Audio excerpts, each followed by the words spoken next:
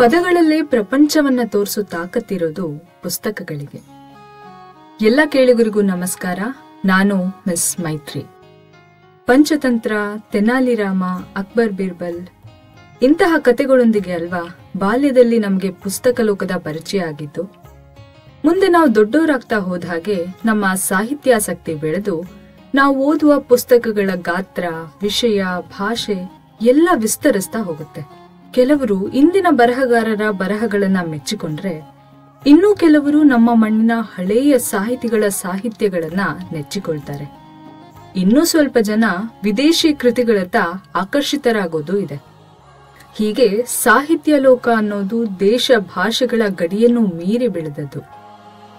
ಈ ಎಲ್ಲ ಜನಗಳ ಮಧ್ಯ ತಮ್ಮ ಓದನ್ನ ಟೆಕ್ಸ್ಟ್ ಬುಕ್ಕಿಗೆ, ಬರಹವನ್ನ ನೋಟ್ಸ್ಗೆ ಸೀಮಿತವಾಗಿ ಇಟ್ಟವರು ಇದ್ದಾರೆ. ನಾವು ಬುಕ್ಸ್ ಎಲ್ಲ ಓದೋದಿಲ್ಲ, ಆದ್ರೆ ಅದೇ ಒಂದು ಮೂವಿಯಾಗಿ ಬಂದ್ರೆ ಮಿಸ್ ಮಾಡದೆ ನೋಡ್ತೇವೆ. ಇದು ಇವತ್ತು ಕೇಳಿ ಬರುವ ಒಂದು ಕಾಮನ್ ಡೈಲಾಗ್.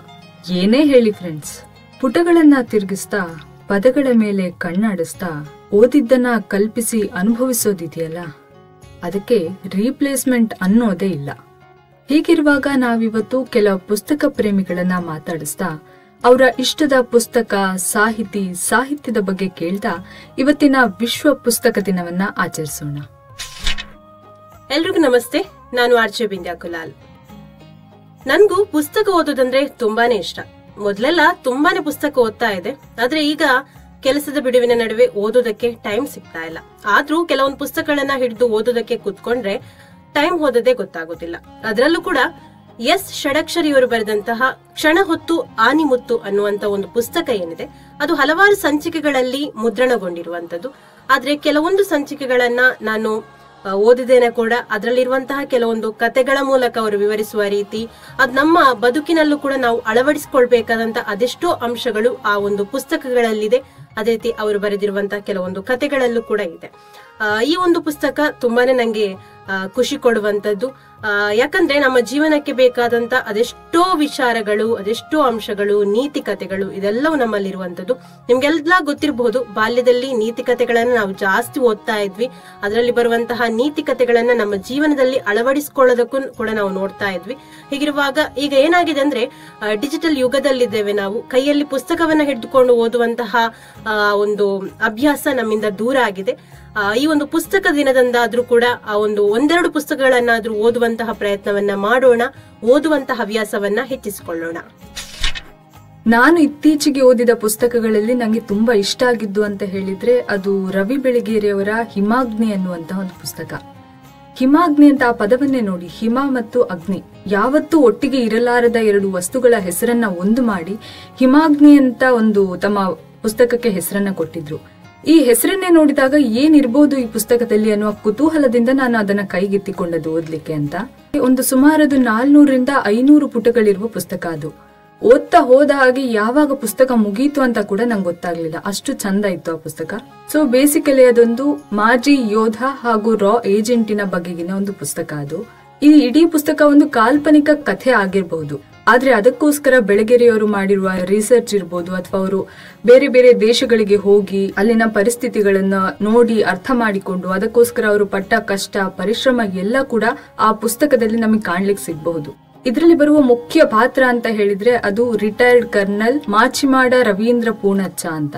ಇವರು ಒಬ್ಬ ಯೋಧ ಆಗಿರ್ತಾರೆ ಭಾರತೀಯ ಸೇನೆಯಲ್ಲಿ. ಅಲ್ಲಿಂದ ರಿಟೈರ್ಡ್ ಆದ ನಂತರ ಒಬ್ಬ ರಾ ಏಜೆಂಟ್ ಆಗಿ ಸೇರುವಂತಹ ಅವಕಾಶ ಅವ್ರಿಗೆ ಬರ್ತದೆ. ಇದರಲ್ಲಿ ಗಮನಿಸಬೇಕಾದ ಇನ್ನೊಂದು ಅಂಶ ಅಂದ್ರೆ, ಇವರ ತಂದೆಯವರು ಕೂಡ ರಾ ಏಜೆಂಟ್ ಆಗಿ ಇದ್ದವರು. ಮಗನಿಗೆ ಇಂಥ ಒಂದು ಆಫರ್ ಬಂದಾಗ ಅವ್ರು ಹೇಳ್ತಾರೆ, ಹೋಗ್ಬೇಡ ಮಗನ, ಇದಕ್ಕೆ ನಾನು ಅನುಭವಿಸಿ ಬಂದು ನಿನಗೆ ಹೇಳ್ತಾ ಇದ್ದೇನೆ, ಯಾವತ್ತೂ ಈ ಕೆಲ್ಸಕ್ಕೆ ಹೋಗ್ಬೇಡ ಅಂತ ಎಚ್ಚರಿಸ್ತಾರೆ. ಆದ್ರೆ ರವೀಂದ್ರ ಅವರು ಅವ್ರ ಮಾತನ್ನು ಕೇಳೋದಿಲ್ಲ.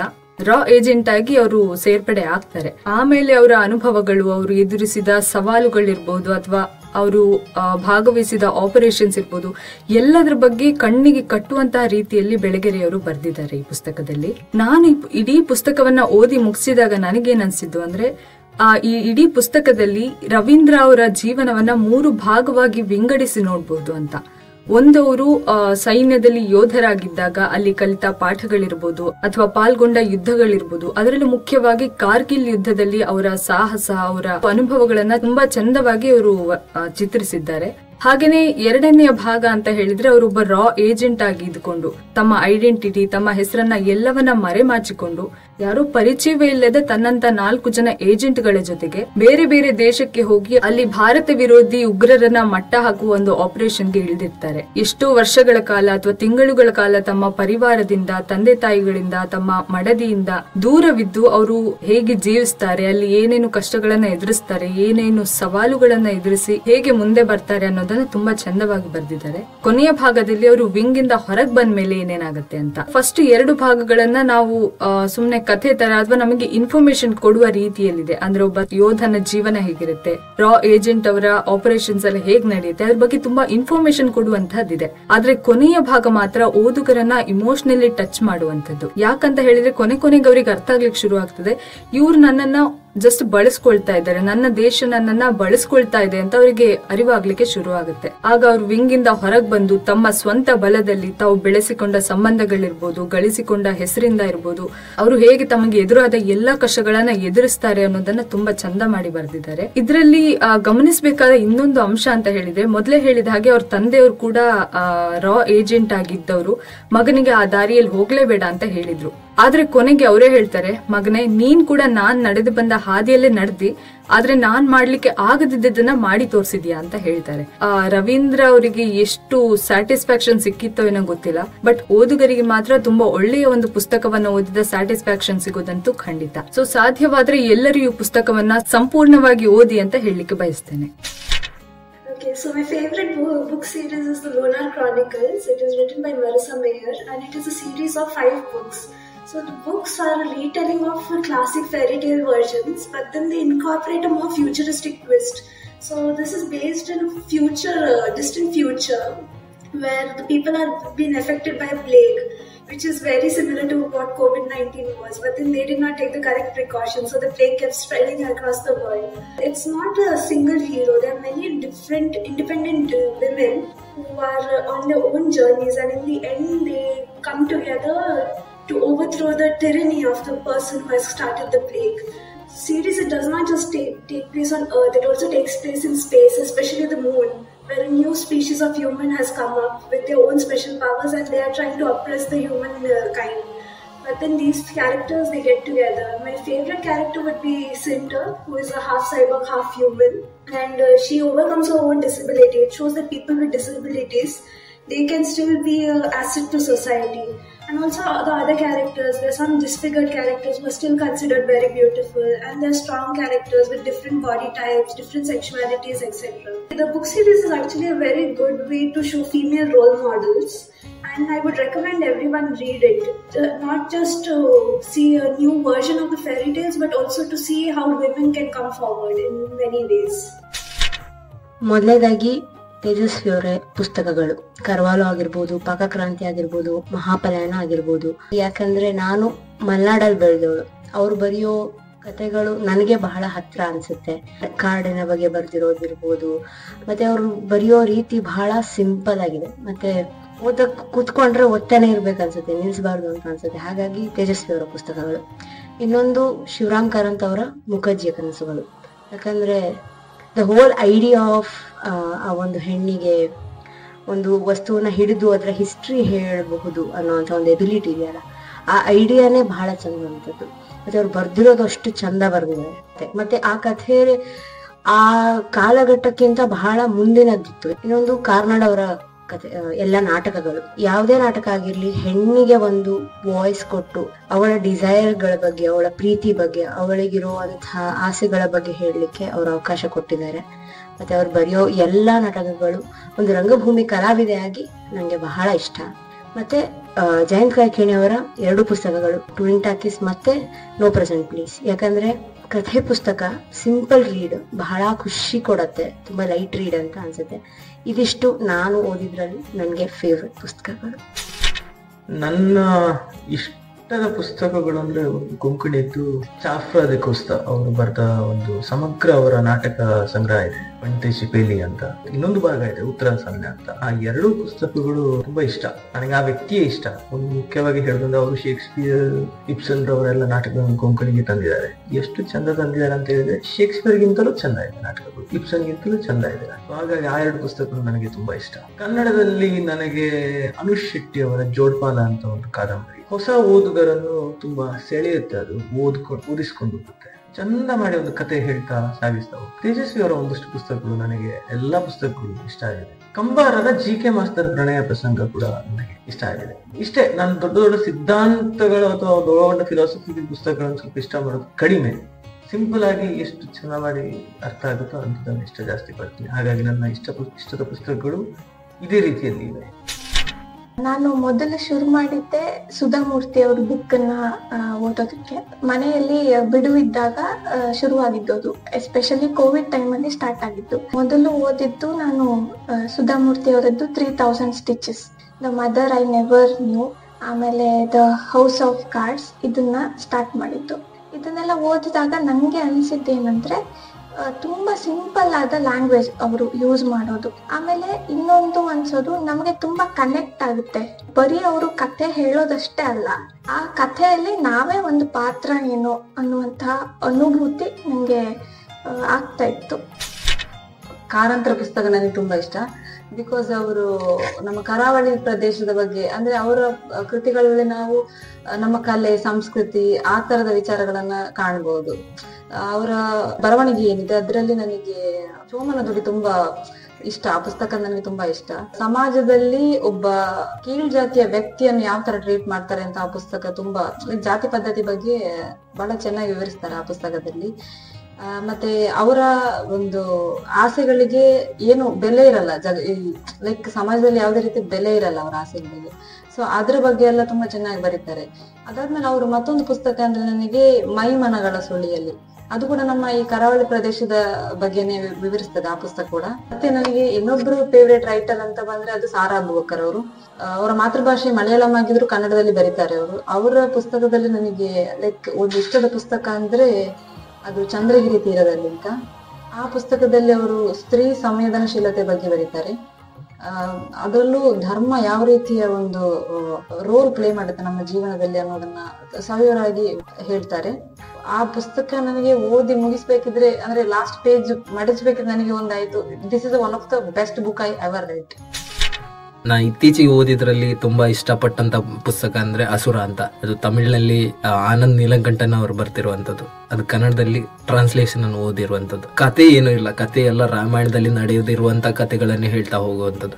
ರಾವಣ ಅಸುರ ಆಗುವುದು ಹೇಗೆ ಅಂತ ಕೇಳುವಾಗ ಆ ಪುಸ್ತಕ ಹೇಳುವಂತದ್ದು ಅವನ ಹುಟ್ಟಿನಿಂದ ಅಸುರ ಆದಲ್ಲ, ಅವನ ನಡೆ ಮತ್ತು ನುಡಿಗಳಿಂದ ಅಸುರ ಆದವ, ಅವ ಮಾಡಿದ ತಪ್ಪುಗಳಿಂದ ಅಸುರ ಆದವನು ಅಂತ. ಅವ ಮಾಡಿದ ಎಲ್ಲಾ ಕಾರ್ಯಗಳು ಅವನಿಗೆ ಲಾಸ್ಟಿಗೆಲ್ಲ ಅರಿವಾಗ್ತಾ ಹೋಗ್ತದೆ. ನಾವು ಮ್ಯಾಜಿಕ್ ಅಂತ ಹೇಳೋದನ್ನು ಅವರು ತುಂಬಾ ವೈಜ್ಞಾನಿಕವಾಗಿ ಅದನ್ನು ರೂಪಿಸಿಕೊಂಡು ಹೋಗಿದ್ದಾರೆ ಬರೆಯುವವರು. ಅದರಲ್ಲಿ ಬರುವ ಎಲ್ಲಾ ಪಾತ್ರಗಳು ಯಾವ ಲೆವೆಲ್ ಅಲ್ಲಿ ನಿಲ್ತದೆ ಅಂತ ಹೇಳುವಂತದ್ದು ಅವರ ನಡೆ ನುಡಿಗಳಿಂದ ತೋರುತ್ತದೆ. ಅದರಲ್ಲಿ ಒಂದು ಸೈನಿಕ ಪಾತ್ರ ಇದೆ, ಅದು ರಾವಣನಿಗೆ ಸರಿಸಮಾನವಾಗಿ ನಿಲ್ತದೆ. ಯಾಕಂದ್ರೆ ಅವನು ಮಾಡಿದ ತಪ್ಪುಗಳನ್ನು ಇವನು ಮಾಡ್ತಾ ಹೋಗ್ತಾನೆ. ಹಾಗಾಗಿ ಎಲ್ಲೆಲ್ಲಿ ಇವನ್ ಎಡವ್ತಾ ಇದ್ದಾನೆ ಅಲ್ಲಿ ಇವನ್ ಯಾರು ಸೈನಿಕನ್ ಎಡವಿ ಹೋಗ್ತಾನೆ. ಲಾಸ್ಟಿಗೆ ರಾವಣ ಸಾಯ್ತಾನೆ, ಆದ್ರೆ ಇವ ದಿಕ್ಕು ದೆಸೆ ಇಲ್ಲದಾಗೆ ಹಾಗೆ ಹೋಗ್ತಾನೆ. ಅದಾದ್ಮೇಲೆ ಲಂಕೆ ಹೇಗಿತ್ತು, ಏನಾಗಿರ್ಬೋದು, ಅದೆಲ್ಲ ದೃಶ್ಯಾವಳಿಗಳು ಅವರು ಅದರಲ್ಲಿ ತೋರಿಸ್ತಾ ಬಂದಿದ್ದಾರೆ. ನಾನು ಓದಿರುವ ಕೆಲವು ಪುಸ್ತಕಗಳಲ್ಲಿ ನನಗೆ ಅತಿ ಹೆಚ್ಚು ನನ್ನನ್ನು ಕಾಡಿದ ಮತ್ತು ನನ್ನನ್ನು ಆಲೋಚನೆಗೆ ದೂಡಿದ ಪುಸ್ತಕ ಯಾವುದು ಅಂತ ಹೇಳಿದ್ರೆ SL ಭೈರಪ್ಪ ಅವರ ಉತ್ತರಾಖಂಡ. ಈ ಪುಸ್ತಕವನ್ನ ಕೈಗೆತ್ತಿಕೊಂಡಾಗ ನಂಗೆ ಅಂತಹ ನಿರೀಕ್ಷೆಗಳು ಅಥವಾ ಯೋಚನೆಗಳು ಯಾವುದೂ ಇರಲಿಲ್ಲ. ಆದ್ರೆ ಈ ಪುಸ್ತಕವನ್ನು ಓದಿ ಮುಗಿಸಿದಾಗ ನನ್ನನ್ನ ಗಂಭೀರ ಯೋಚನೆಗೆ ಇದು ದೂಡಿತ್ತು ಅಂತ ಹೇಳಿದ್ರೆ ತಪ್ಪಲ್ಲ. ಯಾಕೆಂತಂದ್ರೆ ಈ ಪುಸ್ತಕದ ಒಂದು ಸಣ್ಣ ವಿಮರ್ಶೆ ನನ್ನ ದೃಷ್ಟಿಯಲ್ಲಿ ಹೀಗಿದೆ. ಉತ್ತರಾಖಂಡ ಎಂದರೆ ಅದು ರಾಮಾಯಣದ ಪುನರಾವರ್ತನೆ. ಆದರೆ SL ಭೈರಪ್ಪ ಅವರು ಇತರ ಬರಹಗಾರರಿಗಿಂತ ವಿಭಿನ್ನವಾಗಿ, ಅಂದರೆ ರಾಮಾಯಣವನ್ನು ಸಂಪೂರ್ಣ ಸೀತೆಯ ದೃಷ್ಟಿಯಲ್ಲಿ ಚಿತ್ರಿಸಿದ್ದಾರೆ. ಇಡೀ ರಾಮಾಯಣವನ್ನು ಒಂದು ಘಟನೆಯಾಗಿ ಅವಳು ಹೇಗೆ ನೋಡುತ್ತಾಳೆ, 14 ವರ್ಷಗಳ ಕಾಲ ವನವಾಸಕ್ಕೆ ರಾಮನೊಂದಿಗೆ ಅವಳು ಹೋಗಲು ನಿರ್ಧರಿಸಿದಾಗ ಅವಳ ಆಲೋಚನಾ ಪ್ರಕ್ರಿಯೆ ಏನು, ರಾವಣ ಅವಳನ್ನು ಕಾಡಿನಿಂದ ಅಪಹರಿಸಿದಾಗ ಅವಳ ಆಲೋಚನೆಗಳು ಯಾವುವು, ರಾಮ ಮತ್ತು ಅವನ ಸಹೋದರ ಲಕ್ಷ್ಮಣನೊಂದಿಗೆ ಅವಳು ಅಷ್ಟು ವರ್ಷಗಳನ್ನ ಕಾಡಿನಲ್ಲಿ ಹೇಗೆ ಸಹಿಸಿಕೊಂಡಳು ಎಂಬುದನ್ನ ಸ್ಪಷ್ಟವಾಗಿ ಮತ್ತೆ ಅದ್ಭುತವಾಗಿ ಚಿತ್ರಿಸಿದ್ದಾರೆ. ರಾಮಾಯಣದ ಈ ಆವೃತ್ತಿಯಲ್ಲಿ ದೇವರುಗಳಿಲ್ಲ. ರಾಮ, ಲಕ್ಷ್ಮಣ, ಹನುಮಂತ ಎಲ್ಲರೂ ಸಾಮಾನ್ಯ ಮನುಷ್ಯರೇ. ಓದುಗರ ಮನಮುಟ್ಟುವಂತೆ ಈ ಕಥೆಯ ಹಂದರಗಳನ್ನು ಲೇಖಕರು ಹಣೆದಿದ್ದಾರೆ. ಈ ಪುಸ್ತಕದ ಪರಾಕಷ್ಟೆ ನಿಮ್ಮ ಮನಸ್ಸನ್ನು ಆಕ್ರಮಿಸುತ್ತದೆ ಮತ್ತು ನಿಮ್ಮನ್ನು ಕಾಡುತ್ತದೆ. ಈ ಕಾಡುವಿಕೆಗಾದರೂ ಈ ಪುಸ್ತಕವನ್ನ ಓದಿ ಅಂತ ಹೇಳೋದು ನನ್ನ ಅನಿಸಿಕೆ.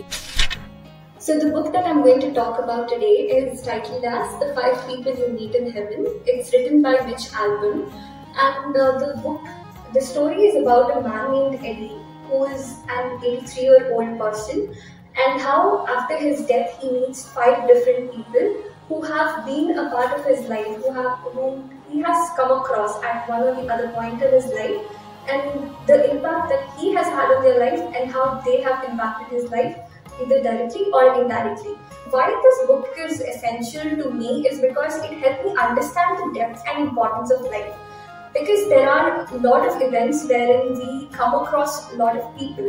We sometimes do not realize how our lives or how our tiny actions can impact their lives, and how their tiny actions impact our lives. So I would recommend this book to people who would want to know more about life in depth. Our favorite book is Albert Camus' The Stranger, which can be translated into The Outsider as well. The book goes like the anti-hero named Mercer is so detached from the society itself, and that's why he is called the outsider or the stranger. I should place a lot of emphasis on the starting line of the book, that is, mother died today or maybe yesterday. That shows how detached the character is from the outside world. There are 2 things because of which I like the book. One is the fact that Albert Camus is a very creative writer who has used the element of weather and climate to set the background for his story. For example, as the storyline progresses, he uses the weather to portray how the pressure was increasing upon his main character. As the heat progressed, increased, the kind of pressure on the protagonist kept on increasing. So that was one of the beautiful way in which he has presented his story. The other one is, what I noticed is that in the beginning Mercer was only surviving, but later when the story progressed and when he started thinking about life, he started living it. ಇಷ್ಟು ಹೊತ್ತು ಕೆಲ ಪುಸ್ತಕ ಪ್ರೇಮಿಗಳ ಪುಸ್ತಕದ ಅಭಿರುಚಿಯ ಬಗ್ಗೆ ಕೇಳಿದ್ವಿ. ಕೇಳುಗರಲ್ಲೂ ಕೂಡ ಪುಸ್ತಕವನ್ನ ಓದುವ ಹವ್ಯಾಸ ಇರೋರು ಸುಮಾರು ಜನ ಇರ್ಬೋದು. ಹೀಗಿರುವವರು ನಿಮ್ಮ ಇಷ್ಟದ ಪುಸ್ತಕ, ಸಾಹಿತಿ, ಬರಹಗಾರರನ್ನ ಕಾಮೆಂಟ್ ಮಾಡಿ ತಿಳಿಸಿ.